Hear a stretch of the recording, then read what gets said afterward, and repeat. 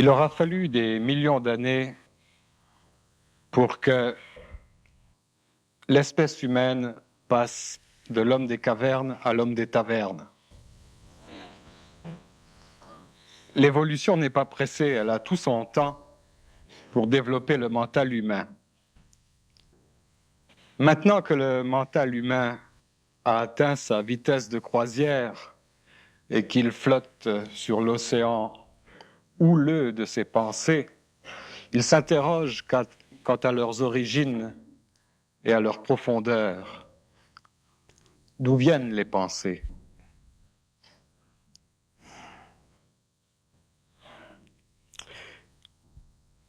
Pour que l'homme développe un ego, pour que l'homme développe une conscience, il a fallu qu'il y ait dans cette conscience de la réflexion.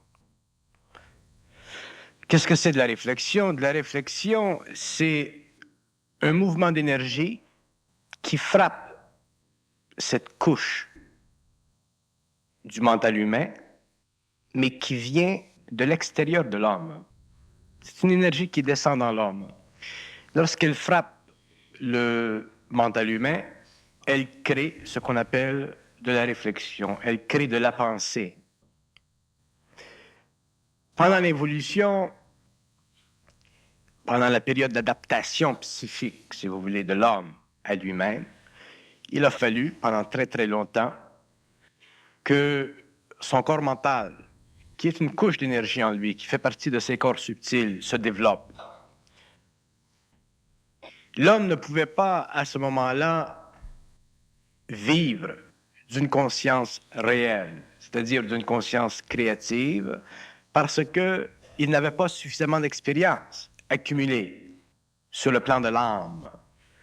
C'est comme un mouvement dans les deux directions. L'homme avait besoin d'expérience pour développer toutes ses facultés physiques, vitales, astrales, mentales.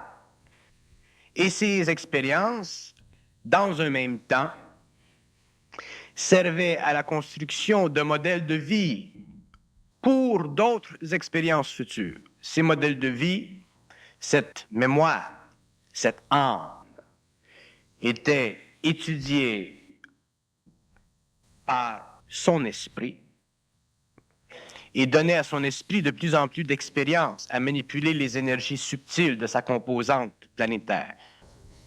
Au cours des millénaires, jusqu'à la fin du 20e siècle, l'esprit ne pouvait pas complètement s'imprégner dans l'homme. Il pouvait partiellement s'imprégner dans l'homme, mais il ne pouvait pas complètement s'imprégner dans l'homme parce qu'il est trop puissant. L'homme était trop fragile. L'homme vivait trop de mémoire. Donc, tant que l'homme vit de mémoire, tant qu'il y a en lui trop d'assaut sur son mental, sur son émotion, à partir de sa mémoire, l'esprit ne peut pas le pénétrer complètement. Son esprit, son énergie. Il ne peut pas vivre de son énergie. Parce que son énergie, c'est une énergie qui n'est pas catégorielle, c'est une énergie qui n'est pas astrale, c'est une énergie qui n'est pas sous le contrôle des mondes inférieurs. C'est une énergie créative. Donc, pendant des millénaires, l'homme qui dut développer un ego afin que plus tard, à partir de la période de l'évolution, afin qu'il puisse lui-même commencer à réellement converser avec son esprit, c'est-à-dire avec son énergie, c'est-à-dire traduire son énergie en action. Il a fallu que son mental se développe. Il a fallu que son ego se développe. Donc, nous avons une histoire de l'humanité très colorée qui, aujourd'hui, continue à hanter l'homme sur le plan de son inconscience. Le rêve, c'est un exemple. Il aura fallu donc qu'il ait une âme qui serait en quelque sorte comme un médiateur entre l'esprit et l'ego, un pont de péage en quelque sorte. C'est exactement ce que c'est. L'âme, c'est un médiateur entre l'esprit et l'ego, jusqu'au moment où l'homme soit suffisamment conscient, c'est-à-dire suffisamment évolué sur le plan de son esprit. Autrement dit, il faut que l'esprit connaisse suffisamment toute la chimie, toute la physicalité occulte de l'homme pour ensuite fondre avec lui, fusionner avec lui, intégrer avec lui et faire de l'homme une unité. Ça a pris des millénaires. Pendant ce temps-là, l'homme a extrêmement souffert. Il a beaucoup souffert, il est mort, il est revenu à l'astral. Et ce qui se produit, c'est que même lorsque l'homme revient dans le monde de la mort, dans le monde de ce qu'on appelle l'astral, il continue à évoluer, il continue à travailler, mais il continue toujours à travailler avec l'âme, c'est-à-dire la mémoire qu'il possède. C'est pour ça que lorsque vous entrez en communication avec des intelligences ou des âmes, si vous voulez, qui sont dans ces plans-là, vous voyez qu'il y en a qui sont très évolués, il y en a qui sont moins évolués, il y en a qui sont réellement perdus. Mais l'homme, lui, qui est sur la terre, qui a oublié ces mondes-là avant l'incarnation, qui n'a pas de science dans son monde, dans sa civilisation, excepté un peu de science ésotérique, occulte, qui ne sont pas universellement reconnus. Cet homme-là, il est piégé, il est forcé de vivre une vie planétaire en aveugle. S'il est très, très sensible parce que son esprit est évolué, à ce moment-là, quelque part dans le temps, il y aura un travail. L'esprit essaie de pénétrer. Il y aura un travail, il y aura une sensibilisation. La sensibilisation amènera quoi? Il l'amènera, cet homme, à chercher des voies d'accès à une certaine connaissance. Il essaiera de retourner au principe de Socrate, connais-toi toi-même. Mais ce qu'il ne sait pas, c'est qu'en retournant aux sources spirituelles, il ne retourne pas à la source. Il retourne aux sources spirituelles. Et il y a une très grande différence entre les sources spirituelles et la source. Les sources spirituelles sont des sources qui sont gérées par des intelligences cosmiques. Ce sont aussi des sources qui sont utilisées par des âmes qui sont déjà de l'autre côté de la vie. Donc, ces âmes continuent à évoluer. Si ce sont des âmes évoluées, elles traitent avec l'homme dans un certain bien. Elles inspirent l'homme. Mais elles inspirent toujours l'homme en fonction de leur ignorance ou de ce qu'elles savent. Et ce qu'elles savent est toujours proportionnel à l'évolution de leur esprit. Donc, c'est un cercle vicieux.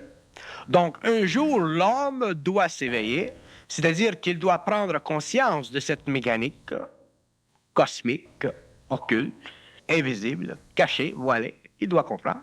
S'il veut avoir finalement accès à une psychologie, c'est-à-dire à une science de l'esprit, c'est-à-dire à une science qui comprend tout de lui-même, qui lui permet de comprendre tout de lui-même, à partir d'une relation étroite entre son intelligence, qui est son esprit, autrement dit sa lumière, qui n'est pas colorée par l'astral, qui n'est pas interceptée par l'astral, par le biais des pensées de toutes sortes qui affluent vers lui à cause de sa mémoire.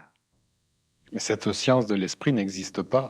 Non, elle n'existe pas, elle vient, elle fait partie de la nouvelle conscience supramentale. C'est pourquoi nous découvrirons au cours des siècles que cette science de l'esprit, qui est fondamentalement la psychologie de l'homme nouveau, elle fait partie de la nouvelle définition de l'homme, de la nouvelle créativité de l'homme, elle fait partie de la nouvelle liberté de l'homme. Donc, elle ne peut pas exister dans le passé de l'homme, qu'il soit occidental ou qu'il soit oriental, qu'il soit du haut mysticisme ou qu'il soit du mysticisme confondu ou confondant.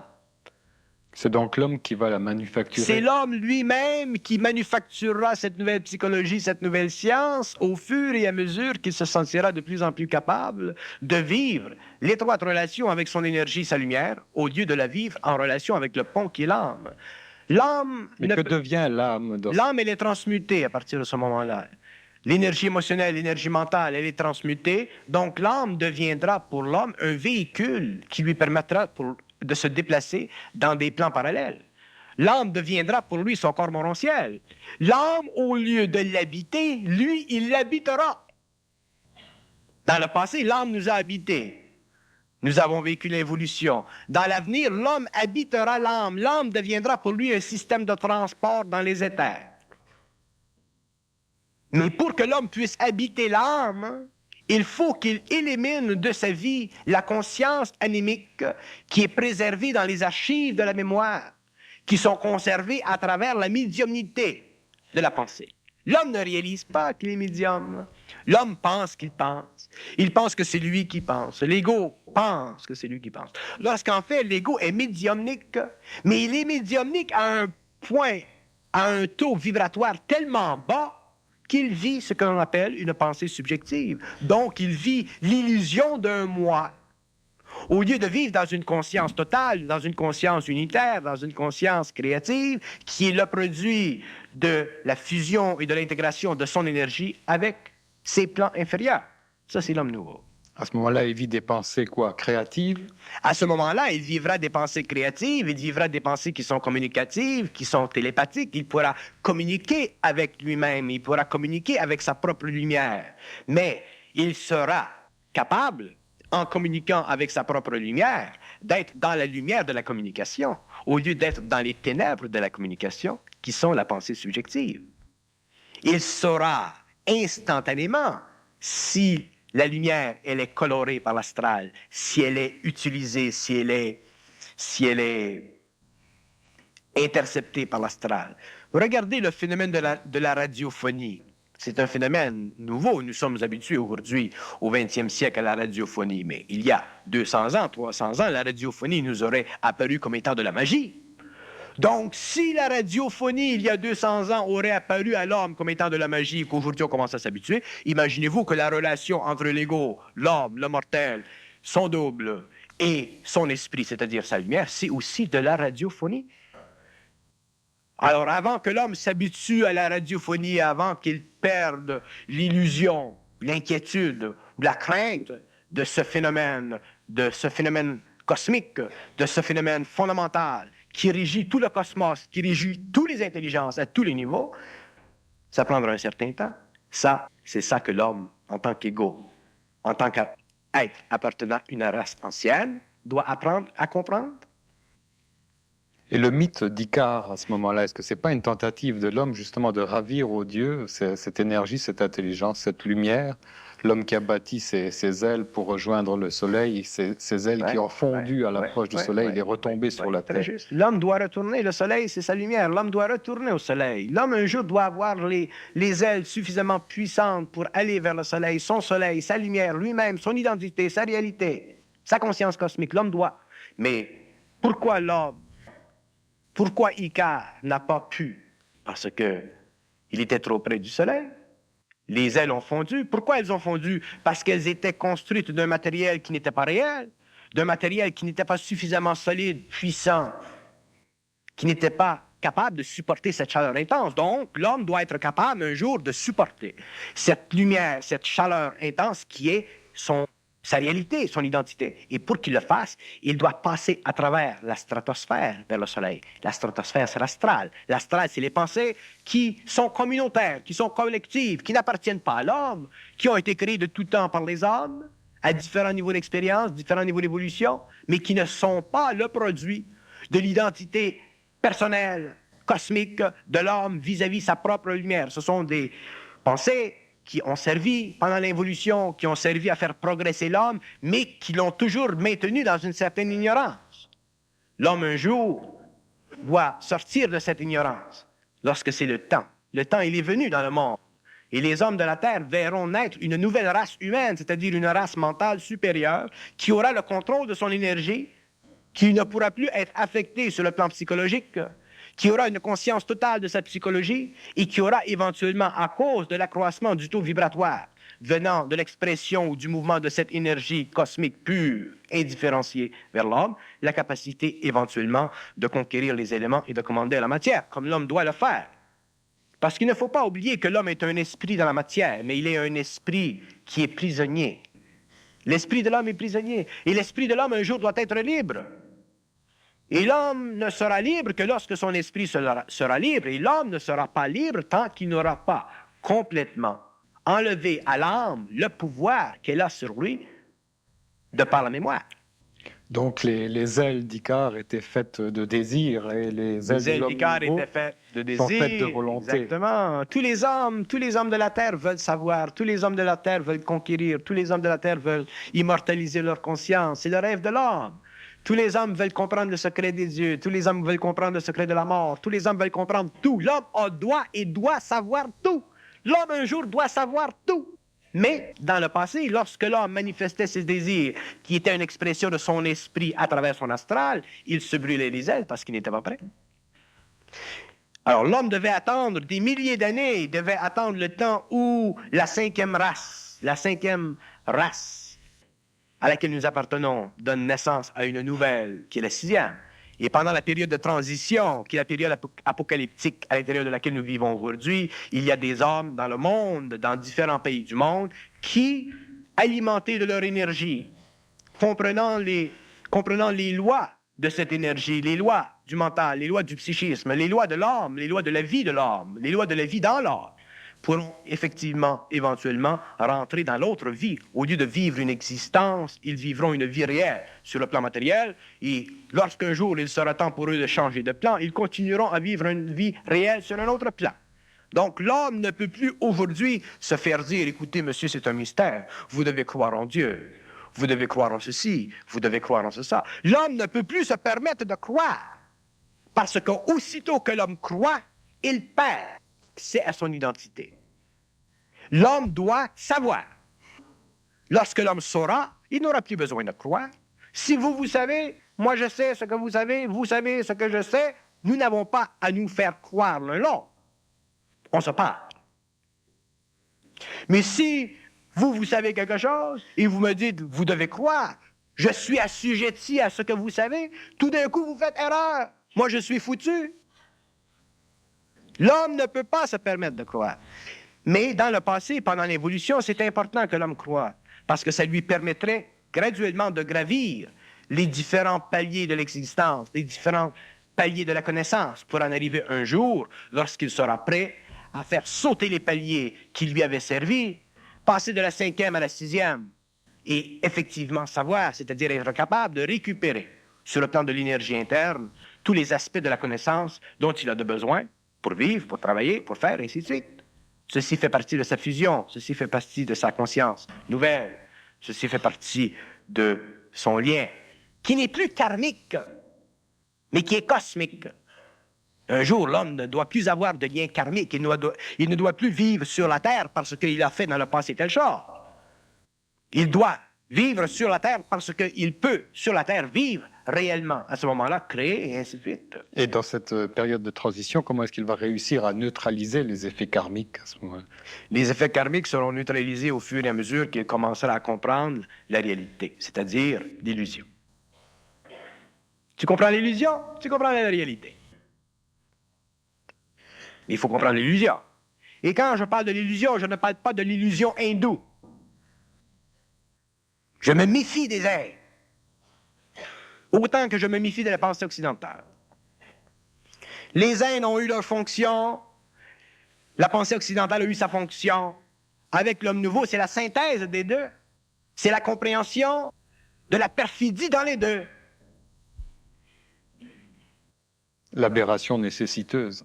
C'est l'opération nécessiteuse, c'est le point où l'homme finalement est capable de regarder droit dans les yeux le maître et dire « Vous êtes très gentil, mais moi, je n'ai plus besoin de vous. »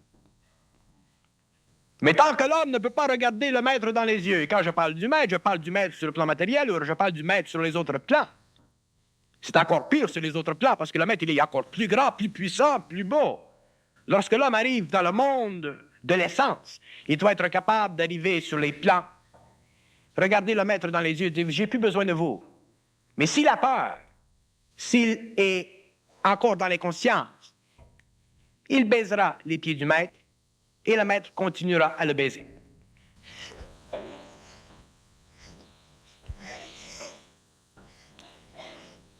Est-ce que le nirvana des hindous fait partie de ce plan de conscience éthérique, de ce plan de lumière? Le nirvana des hindous, c'est le nirvana des hindous. Il faut leur laisser leur nirvana. Chacun son nirvana. Il ne s'agit pas d'enlever aux hindous leur nirvana, il s'agit pour nous de trouver notre propre nirvana. Le nirvana de l'homme nouveau, c'est-à-dire la conscience de l'homme nouveau, c'est-à-dire l'absence dans la conscience de l'homme de toute forme quelconque de mysticisme. Savez-vous qu'est-ce que c'est du mysticisme? Du mysticisme, c'est de la conscience spirituelle élevée au niveau de la divinité. Savez-vous qu'est-ce que c'est de la divinité? C'est un empoigne spirituel sur la conscience égoïque de l'homme pour le garder prisonnier du mysticisme. C'est un cercle vicieux. L'homme, ce qui est absolument extraordinaire, et je le comprends, je comprends vos questions, je comprends les questions de l'homme, parce que moi, avant mon expérience de 69, je n'étais même pas aussi conscient de tous ces aspects que les gens aujourd'hui me parlent. J'étais rationaliste, comme tous. J'étais le fils de l'Occident.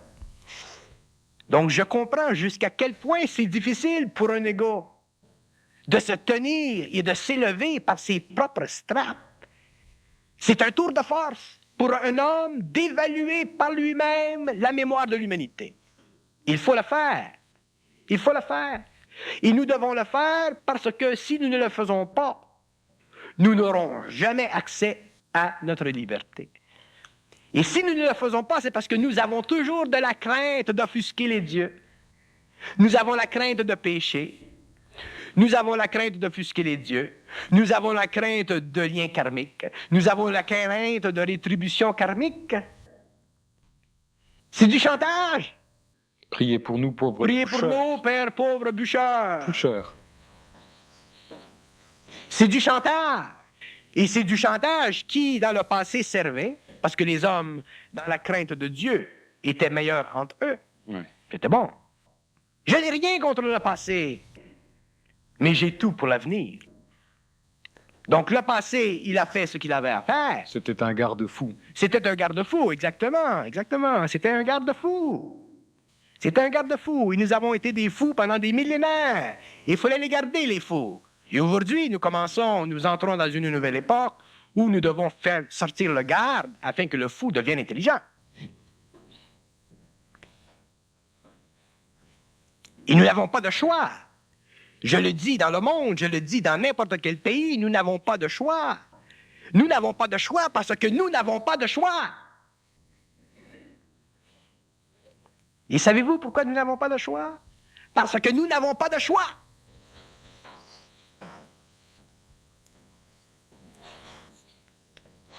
On peut nous offrir d'autres choix, mais un jour, nous verrons que nous n'avons pas de choix. L'homme doit être intégral. L'homme doit être dans son identité. L'homme doit être libre. Il est libre. Tu peux être libre. L'homme peut être libre et respecter l'ancienneté. Moi, je respecte la civilisation, je respecte la culture, je respecte les ordres, je respecte tout. Mais je suis libre. Je suis libre. Donc il va falloir que l'homme passe d'un mental collectif à un mental individuel. Il va falloir que l'homme passe d'un mental collectif à un mental individuel, et ce passage n'est pas facile parce que notre mental humain, il est collectif. Nous pensons avec les pensées des autres. Qu'est-ce qu'il a dit, tel bonhomme? Qu'est-ce qu'il a dit, tel philosophe? Qu'est-ce qu'il a dit, tel théologien? Comment il voit, lui? Qu'est-ce qu'il a dit, le pape? Qu'est-ce qu'il a dit, le curé? Qu'est-ce qu'il a dit, ton père? Qu'est-ce qu'il a dit, ton grand-père? Nous vivons du mental collectif de l'humanité, et ceci fait partie de notre élévation en tant qu'homme. Mais ceci ne fait pas partie de notre identité, de notre liberté. Un jour, nous devrons en arriver à voir et à réaliser que nous avons accès à notre propre lumière.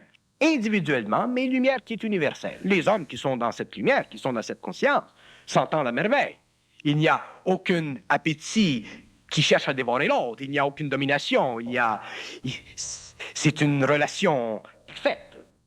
Et nous avons besoin, les hommes, au cours des siècles qui viennent, de cette relation parfaite. Et ceci sera les fondements de la nouvelle race racine, la 6e. Et à la 7e, l'homme sera très, très évolué. Bon, alors comment est-ce que l'homme va passer du mental collectif au mental individuel? L'homme va passer du mental collectif au mental individuel en réalisant que la nature de son psychisme n'est pas égale à elle-même. Que tout ce qu'il y a dans sa tête, ce n'est pas réel. Que tout ce qui est dans sa tête est le produit d'une expression qui n'est pas sienne. Qu'il y a un pont, qu'il y a du brouillage, qu'il y a de l'intermédiaire, lui, il est ici, il y a l'astral ici, il y a sa lumière ici. Elle ne peut pas passer, cette lumière, parce que quand elle passe ici, elle est colorée. Donc, il n'a jamais une pensée pure, il n'a jamais une pensée parfaite, il n'a jamais une pensée créative, il a toujours une pensée qui est conditionnée par l'émotion dans son mental. C'est ça, le mental collectif. C'est l'émotion dans le mental qui colore la pensée et qui retient à la pensée son pouvoir créatif à cause de l'émotivité qui crée la crainte. Et la crainte qui assujettit l'ego et qui empêche l'ego de sentir en lui la puissance de son énergie, c'est-à-dire la puissance de sa lumière, la puissance créative de sa lumière, qui lui donne parfaite identification lui-même, parfaite personnalité, parfaite identité et parfaite reconnaissance des lois de l'énergie, des lois du cosmos, des lois de la mort, des lois de la vie, des lois de l'âme, des lois de la mémoire, des lois de tout. Bon, et que fait l'ego lorsqu'il s'aperçoit de ces émotions qui le charrient? Il souffre. Premièrement, Il souffre, oui. Vous savez, le pape Jean XXIII a parlé un peu de ce nouveau temps qui vient, ce nouveau temps. Et il dit dans ses textes, il est très clair pour ceux qui savent lire, les fils de la lumière souffriront des souffrances très graves. Donc, les fils de la lumière, les hommes nouveaux, l'homme de demain, la nouvelle évolution, ces hommes souffriront une souffrance très grave, à la hauteur de chaque individu. Mais ils souffriront une souffrance. Savez-vous pourquoi? Parce que l'homme qui n'est plus supporté par la société est obligé de vivre la solitude de son mental. Il est obligé de vivre le poids de ce qu'il sait, le poids de ce qu'il sent. Et ce qu'il sait et ce qu'il sent n'est pas encore parfait. Ce n'est pas encore perfectionné parce qu'il n'a pas encore le mental juste. Il n'a pas encore la parole juste. Donc, il ne sait pas encore parfaitement. Il y a encore des voiles. Ça, c'est sa souffrance. Et tous les hommes qui connaîtront l'évolution souffriront à cause du fait qu'ils doivent passer d'un mental inférieur à un mental supérieur, donc d'une conscience collective à une conscience individuelle. Bon, mais l'énergie de ces émotions, il doit la canaliser quelque part. Il va la canaliser de toutes les façons, il va les canaliser de toutes les formes d'expérience. Il va s'apercevoir que derrière toute expérience humaine qui relève de son contact avec l'astral, autrement dit de son contact avec un niveau de pensée qui n'est pas le sien, il doit apprendre un jour à ne pas croire. Ce sera son test. Lorsqu'il aura appris à ne pas croire, à pouvoir faire la différence entre ce qu'il sait et ce qui lui est implanté, entre ce qu'il sait et ce qui lui est implanté, la différence entre les deux. Tant qu'il n'aura pas fait ceci, il n'aura pas commencé à prendre possession de son énergie. Il n'aura pas commencé à prendre possession de sa conscience. Il n'aura pas commencé à réaliser ce qu'il est. Donc, il sera un être sans essence, mais il sera un être avec un désir d'être-té. Ça sera sa souffrance spirituelle. C'est pour ça que je dis, dans mes mouvements dans le monde, où je rencontre des gens, je dis, que vous soyez n'importe quoi, ça n'a aucune importance. Ça a de l'importance si vous y donnez de l'importance. Mais si vous apprenez à ne pas donner d'importance à vos expériences antérieures qui étaient déchues, qui étaient illusoires, vous êtes déjà dans un mouvement d'énergie qui fait partie de votre propre créativité. Vous commencez déjà à vous conscientiser, donc vous êtes déjà évolué. Mais nous devons réapprendre à vivre complètement. Et nous ne pouvons pas réapprendre à vivre à partir des anciennes méthodes, à partir des anciennes doctrines. Ça faisait partie de l'ancienne vie. C'était beau, c'était grand, c'était bien. Vous regardez les messages du Nazaréen et vous les interprétez dans le contexte d'une conscience cosmique aujourd'hui, ces messages n'ont pas la même définition. Ils ont une autre définition. Mais pour le temps, ces messages servaient à l'évolution de la civilisation occidentale. Donc, lorsque nous regardons le passé, ou la connaissance du passé, nous devons toujours la regarder avec une lumière qui est fraîche, qui est la nôtre, et qui n'est pas biaisée par la coloration créée par nos émotions sur le mental. Nous ne devons pas avoir peur de savoir, même si nous savons un peu, même si nous percevons un peu. Nous ne devons pas avoir peur de garder ceci, parce que ceci fait partie de notre essence. Et avec le temps, nous prenons plus d'expérience, nous voyons plus les voiles, nous définissons plus notre réalité. C'est l'homme qui va définir sa réalité, ce ne sont pas les dieux. Ce ne sont pas les dieux, ce sont les hommes qui définiront leur propre réalité, qui diront, Dieu, écoute, toi, tu as fini avec moi, là, tu t'en vas là. Alors, quand l'homme sera suffisamment conscient pour dire, écoute, tu as fini là, tu t'en vas dans telle partie du cosmos, tu vas travailler là. parce que les dieux ont besoin des hommes, et c'est ça que les hommes ne savent pas. La plus grande fourberie de l'évolution, c'est que les hommes ont toujours pensé et ont toujours cru que les dieux étaient leurs sauveteurs, que les dieux étaient leur lumière, lorsqu'en fait, les dieux étaient simplement leur aide temporaire. Et que c'est l'homme qui est un dieu, et que les dieux sont des serviteurs de l'homme.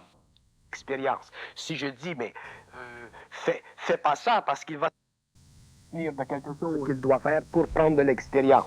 Si je dis, mais fais pas ça parce qu'il va se produire telle chose, j'empêche l'évolution de l'homme.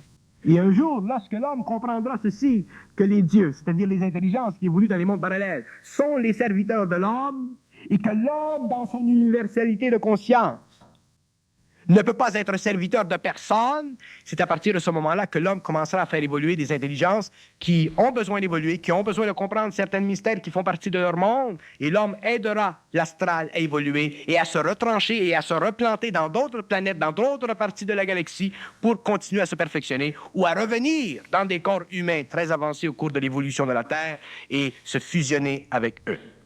Mais l'homme de demain ne sera plus l'homme ancien. Il n'y a aucune relation. L'homme d'aujourd'hui qui vient demain n'est pas frère avec l'homme de l'ancienneté. Il n'y a pas de fraternité entre les hommes de la 6e et les hommes de la 5e race racine. Pourtant, il y en a eu. ils vont devoir cohabiter ensemble. Ils vont socialement. cohabiter ensemble, mais sous les conditions fondamentales de l'exigence occulte de la nouvelle race racine.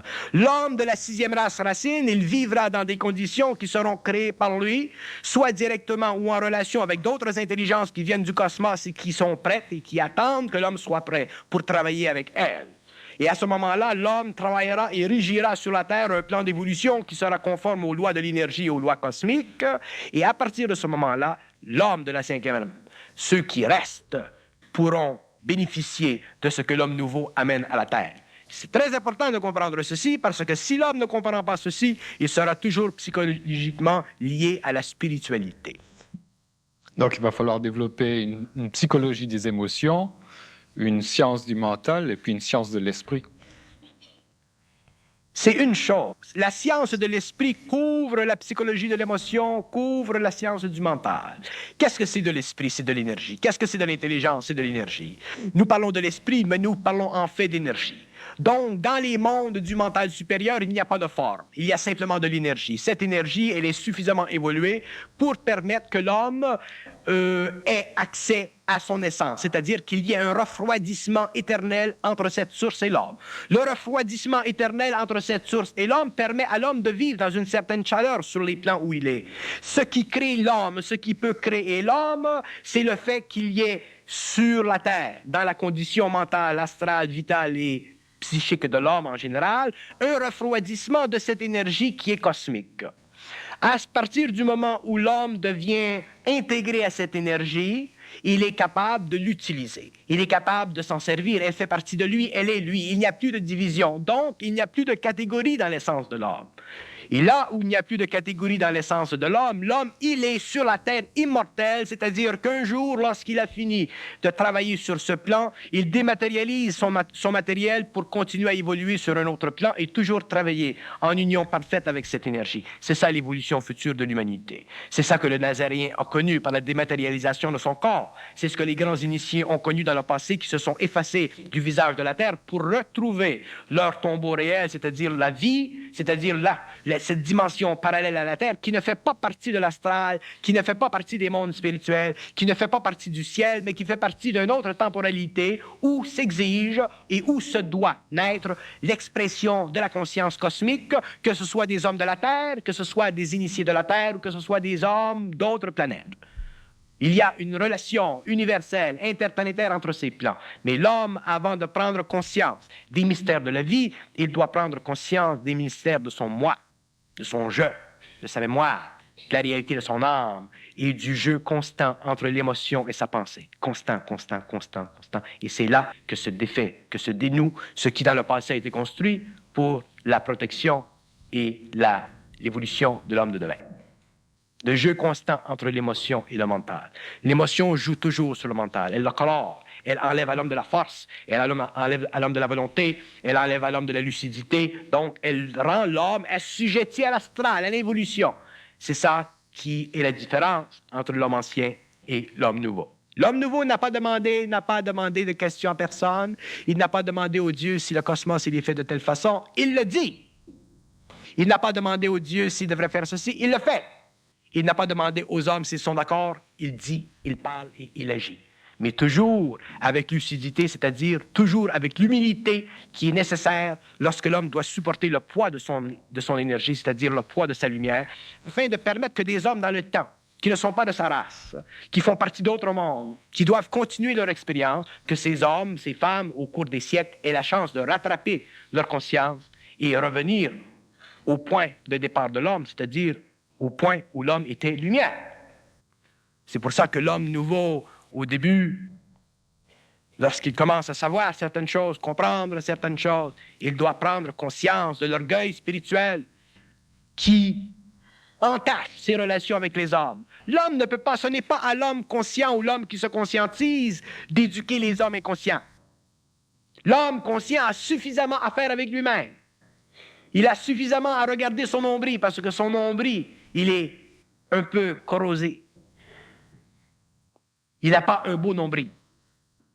Et tant qu'il n'aura pas un beau nombril, il ne peut pas le regarder et dire « Regardez mon nombril, il est bien !» Parce que c'est un nombril, ce n'est pas un diamant.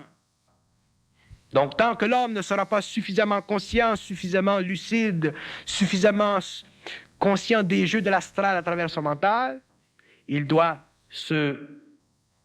s'assurer d'une constante humilité dans son rapport avec les hommes. Donc, s'il regarde l'histoire de l'homme, s'il regarde Socrate, s'il regarde les anciens, s'il regarde tout ce qui a été nécessaire pendant l'évolution, il doit dire, dans ce temps-là, c'était nécessaire, dans ce temps-là, c'était nécessaire, dans ce temps-là, c'était nécessaire, aujourd'hui, c'est une autre époque.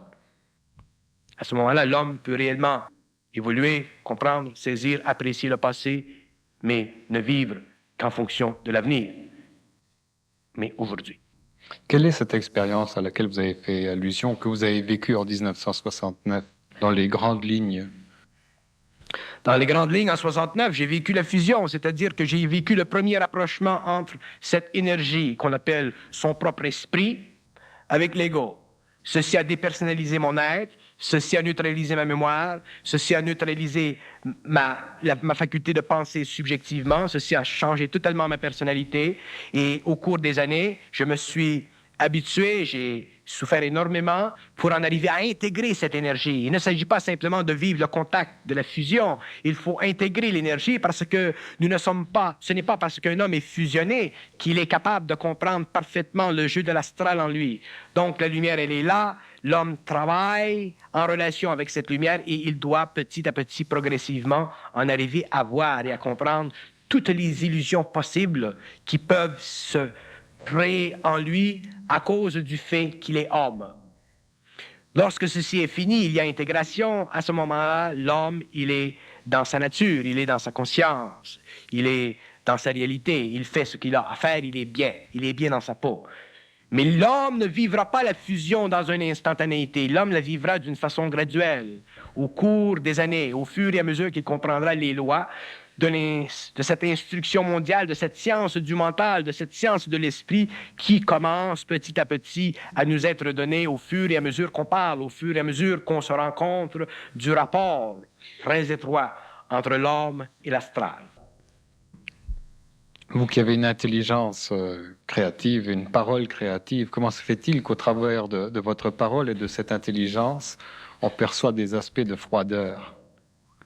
Pourquoi l'homme, en vous entendant parler, vous percevrez comme quelque chose de froid? Moi, froid? Je ne suis pas froid, moi, je suis chaud. Demandez à ma femme. Je ne suis pas froid. Je ne suis pas froid. Si j'apparais comme étant froid, c'est parce que je parle. Lorsque je parle, je suis dans une autre vibration. Je parle. Quand je parle, je crée, je dis des choses qui n'ont pas été dites, je dois dévoiler, je dois déchirer les mystères, déchirer les voiles. Donc, j'apparais comme étant froid, mais je ne suis pas froid. Je suis très chaud, très, très chaud. Est-ce que ça provient du fait qu'il n'y ait pas d'émotion dans votre parole, ou en tout cas qu'elle est maîtrisée, peut-être? Il n'y a pas d'émotion dans ma parole. Il n'y a pas d'émotion dans ma parole. Il n'y a pas d'émotion dans ma parole. Non, pas d'émotion. Il n'y a pas d'émotivité dans ma parole. D'émotivité. Oui. Il y a une différence entre l'émotion et l'émotivité. n'y a pas d'émotivité dans ma parole. Parce que la fusion, elle est trop avancée. C'est un. Avant peut-être, mais maintenant c'est un. Donc, il semble ne pas y avoir d'émotion. Mais il y a de l'émotion. J'ai déjà pleuré en public. Ça prend de l'émotion pour pleurer en public. Mais ce n'est pas de l'émotivité. C'est de l'émotion. C'est une activité astrale généreuse qui fait partie du jeu de la lumière à travers mon corps astral pour montrer et pour démontrer aux gens que je ne suis pas fait en briques. Mais de dire que je suis froid, non, je ne suis pas froid, je suis chaud. Mais je suis chaud-froid. Quels ont été les changements au niveau de votre personnalité? Je me après suis la réchauffé. Je suis beaucoup plus chaud aujourd'hui que je ne l'étais il y a 15 ans. Vous pouvez donc jouer avec toutes les humeurs. Oui, aujourd'hui, je fais ce que je veux. Tandis qu'au début, l'énergie faisait avec moi ce qu'elle voulait. D'ailleurs, elle était là, ma souffrance. Pendant 15 années, j'étais un initié. J'étais réellement un initié. J'étais régi par ces forces écœurantes qui sont la lumière dans l'or, puissantes, qui ne laissent pas un pouce, qui contrôlent le corps matériel, et ainsi de suite. Tandis qu'avec les années, j'ai appris à contrôler, intégrer. Ça m'a pris 15 années. Donc, depuis 15 ans, je me suis réchauffé. Aujourd'hui, je suis normal. Aujourd'hui, je suis normal. Personne dans la salle ne peut pas dire que je ne suis pas normal. J'apparais normal, je fonctionne, je prends mon martini, je suis normal. Je fais comme tout le monde. Tandis que dans ce temps-là, je n'étais pas normal. J'étais anormal. Qu'est-ce qu'on devient lorsqu'on n'est plus un initié? Quand on n'est plus un initié, on est un homme libre. On ne peut pas être libre tant qu'on est un initié. Tous les hommes sont des initiés. Les gens dans la salle sont des initiés, les hommes de la terre sont des initiés. L'homme est un initié, c'est-à-dire qu'il a à apprendre des choses. Et lorsque l'homme n'a plus à apprendre des choses, il n'est plus un initié, il est un homme libre. À ce moment-là, il est chaud. Mais malgré votre fusion et l'intégration de cette fusion, est-ce que vous êtes obligé encore de vivre de l'expérience? Non, je ne vis pas d'expérience. Même dans la fusion, on ne vit pas d'expérience. Parce que vivre d'expérience veut dire ne pas comprendre ce que l'on vit. Tandis que dans la fusion, on vit des choses qui sont très difficiles, mais on les comprend. Mais on a la force de les supporter à cause de la fusion. Donc l'homme, en tout cas pour moi, l'homme qui vit la fusion ne vit pas d'expérience. Il comprend ses expériences. Tandis que l'homme, lui, qui va vers la fusion, il vit d'expérience. Il a des choses à voir parce qu'il y a toujours le voile de l'astral. Tandis que moi, ça m'a été enlevé. J'ai vécu l'opération. J'ai été opéré. Je ne pouvais pas avoir le plaisir de penser. Vous pensez avec plaisir.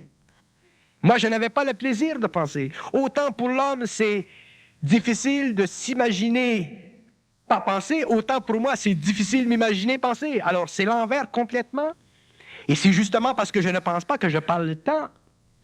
C'est justement parce que je ne pense pas qu'il ne semble pas y avoir d'émotion dans le mental. C'est ça la fusion, l'intégration de l'énergie.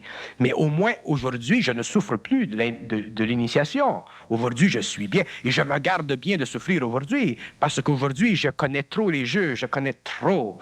Je connais trop. Donc aujourd'hui, je suis libre. Mais ça m'a pris 15 années pour réellement conquérir les forces plutoniennes. Les conquérir à un point tel où je puis, avec certitude, m'assurer que jamais elles ne troubleront ma vie. Et ce sont des forces très puissantes, très difficiles. Ce sont des forces qui mettent dans la vie de l'homme le désordre. Le plutonien, c'est un Himalaya. Si quelqu'un regarde mes mains, comme l'a dit certains astrologues, c'est un type comme moi, il a la chance d'être fou ou d'être génie. C'est une façon humaine d'expliquer que soit tu craques ou tu débarques. Alors j'ai décidé de débarquer. Mais ça m'a pris 15 ans. C'est pour ça qu'aujourd'hui, maintenant que je donne des séminaires et que je suis content de le faire pendant une certaine période de temps, l'instruction que je donne, elle ne peut pas se comprendre au niveau de l'intellect, elle ne peut pas se comprendre au niveau du rationnel. Et elle se comprend par cette petite partie dans l'homme qui est son intelligence. Donc, à ce moment-là, nous sommes sur une même longueur d'onde. Dans le fond, je n'enseigne rien à l'homme qui ne soit nouveau. Je dis simplement à l'homme que ce qu'il sait, il doit le conserver. Il doit l'agrandir, il doit l'agrandir, il doit l'agrandir. Alors, mais ça prend des années. Vous devez apprécier l'ordre alors aujourd'hui. Aujourd'hui, je suis maniaque de l'ordre.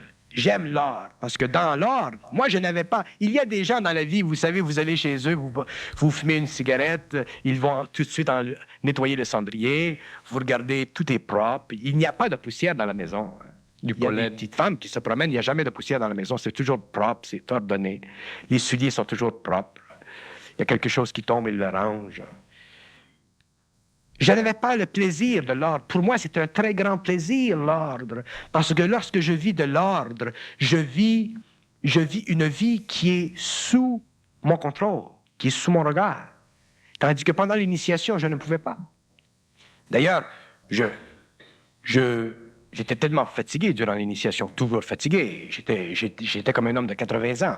Je me lavais, je prenais la débarbouillette, je la laissais là. Ma femme me disait, pourquoi tu ne tords pas la débarbouillette? Je disais, je suis fatigué. Elle disait, combien d'années ça va durer? Je disais, jusqu'à temps que tu t'en occupes plus. Après 5 ans, elle ne s'occupait plus de la débarbouillette, là, j'ai commencé à la tordre. Alors, pendant des années, je ne pouvais pas bénéficier de tordre ma débarbouillette, de la mettre dans un petit coin. Le savon est resté là. Je n'avais pas le plaisir d'être normal. Et pendant 15 années, j'ai été forcé, à moins de me détruire, de découvrir la normalité consciente à travers le désordre total. Quand vous avez une belle vie bien rangée, ça va bien. Mais quand vous êtes empêché par vos propres forces de vivre de l'ordre et que vous devez vous maintenir psychiquement dans l'ordre, dans le désordre de la vie, c'est un tour de force. C'est pour ça que j'ai toujours dit, et ça demeurera certainement pendant longtemps, je disais toujours que les forces dans l'homme, la lumière de l'homme, tant qu'il n'a pas contrôlé, ce sont des forces c'est des chiens. Je les haïssais, mais je les comprenais. Mais je les haïssais. Mais je les comprenais. Mais je les haïssais.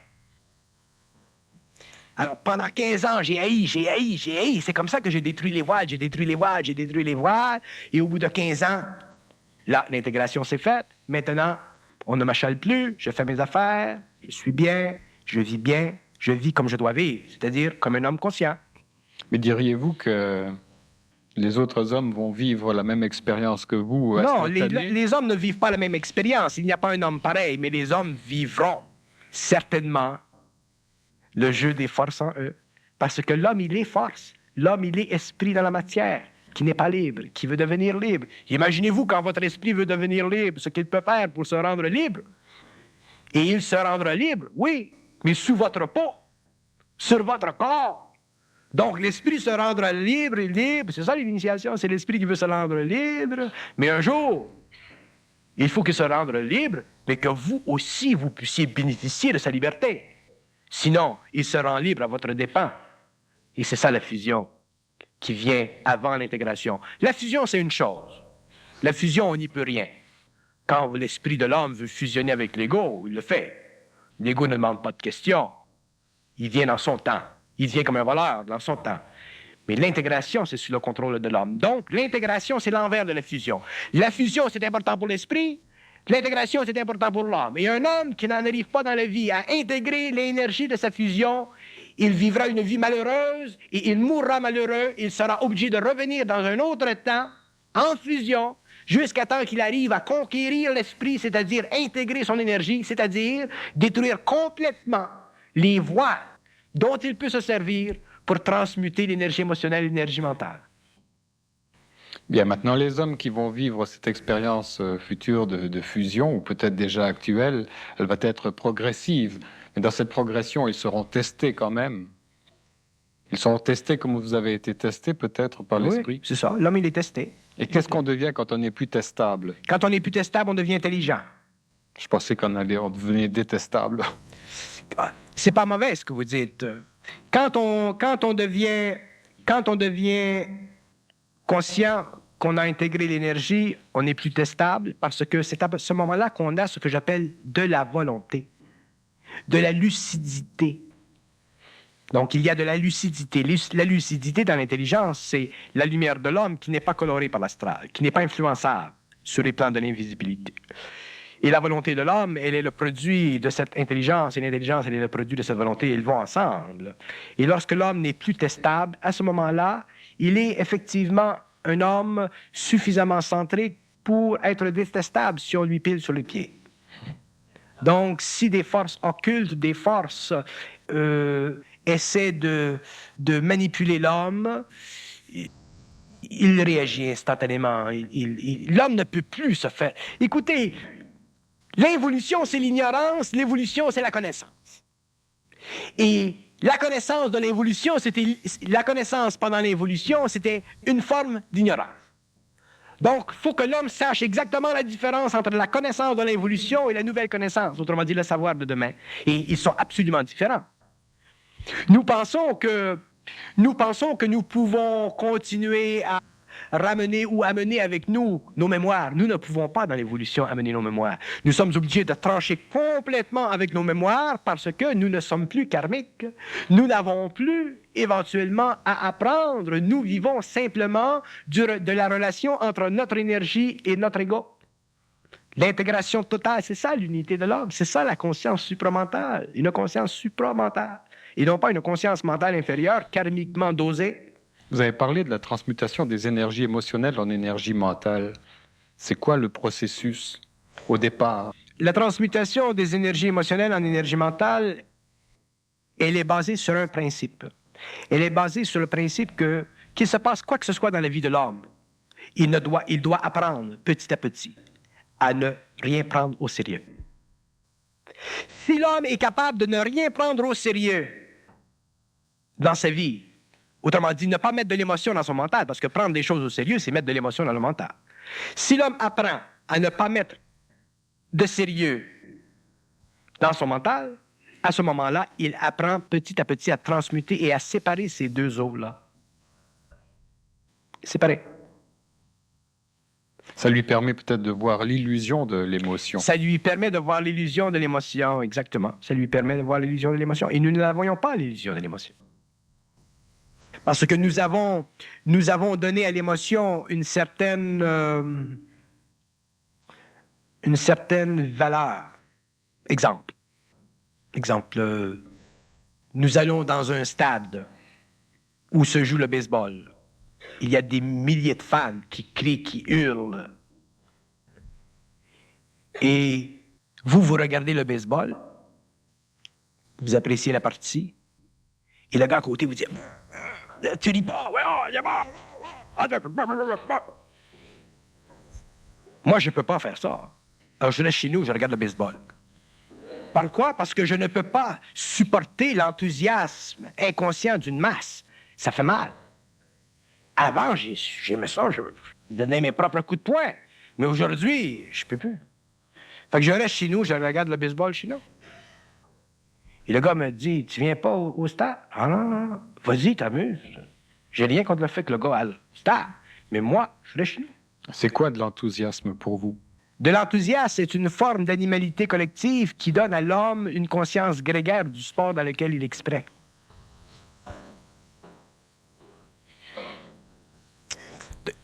De l'enthousiasme, c'est une sorte d'enfantillage, d'infantilisme psychologique qui empêche l'homme d'être seul.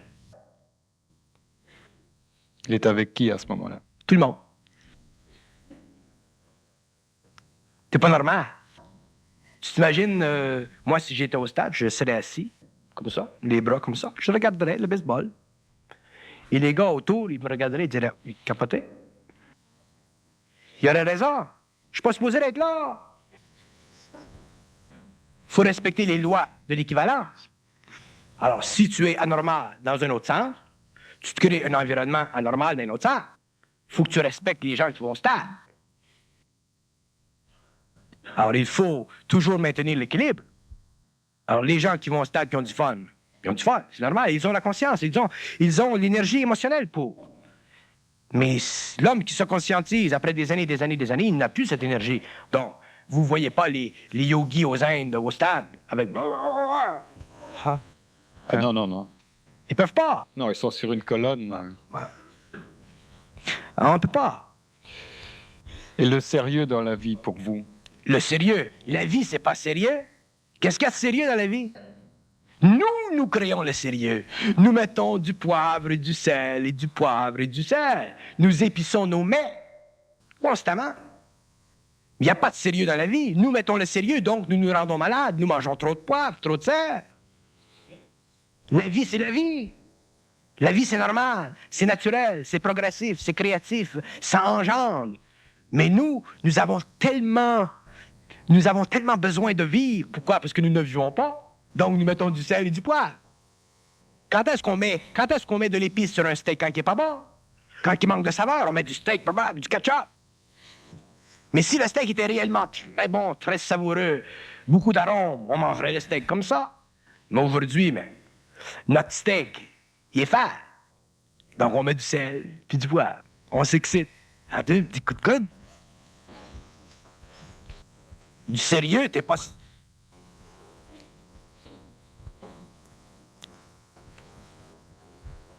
Alors, on vous invite le mois prochain à suivre cette conférence où il sera question de l'Aztèque frites salade. Merci beaucoup, Bernard de Montréal.